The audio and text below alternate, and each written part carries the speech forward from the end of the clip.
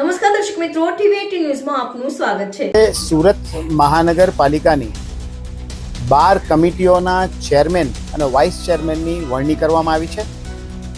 આરોગ્ય સમિતિના ચેરમેન તરીકે અશોક રાંદેરિયા અને વાઇસ ચેરમેન તરીકે વિક્રમ દેસાઈનું નામ ઘોષિત કરવામાં આવ્યું છે।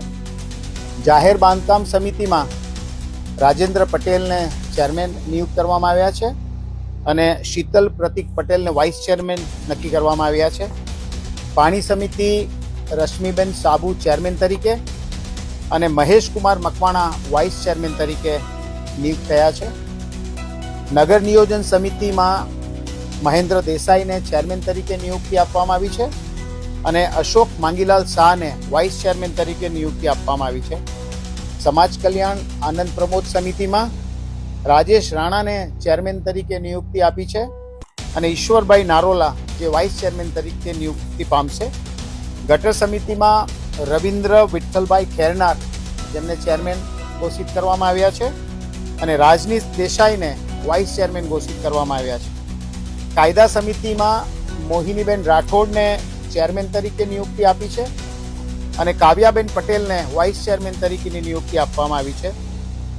રૂગ્ણાલયો વૈદ્યકીય રાહત અને તંદુરસ્તી વર્ધક સમિતિમાં અલકાબેન પાટીલને ચેરમેન તરીકે ઘોષિત કરવામાં આવ્યા છે અને હેમાક્ષીબેન ચૌહાણને વાઇસ ચેરમેન તરીકે નિયુક્તિ આપવામાં આવી છે।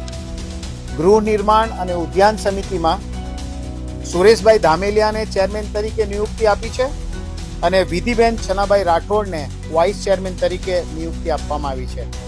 લાઇટ એન્ડ ફાયર સમિતિના ચેરમેન તરીકે સોનુબેન આંબલિયા અને સુધાબેન રાજેશ પાંડેને વાઇસ ચેરમેન તરીકે નિયુક્તિ આપવામાં આવી છે। સ્લમ ઇમ્પ્રુવમેન્ટ સમિતિમાં દિગ્વિજયસિંહ બારટ જેમને ચેરમેન તરીકે નિયુક્તિ આપી છે અને વંદનાબેન ગોગારી જેઓ વાઇસ ચેરમેન તરીકે નિયુક્તિ પામ્યા છે।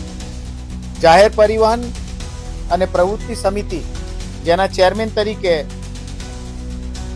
મનીષભાઈ ચીમનભાઈ પટેલ જેઓ ચેરમેન છે અને રીનાસિંહ અજીતસિંહ રાજપૂત જેઓ વાઇસ ચેરમેન તરીકે નિયુક્તિ પામ્યા છે। આમ કુલ 12 સમિતિઓના ચેરમેન અને વાઇસ ચેરમેનની નિયુક્તિ કરવામાં આવી છે। ટૂંક સમયમાં એમની કમિટીની મીટિંગ મળ્યા પછી તેઓ ચેરમેન અને વાઇસ ચેરમેનનો કાર્યભાર સંભાળશે। આભાર।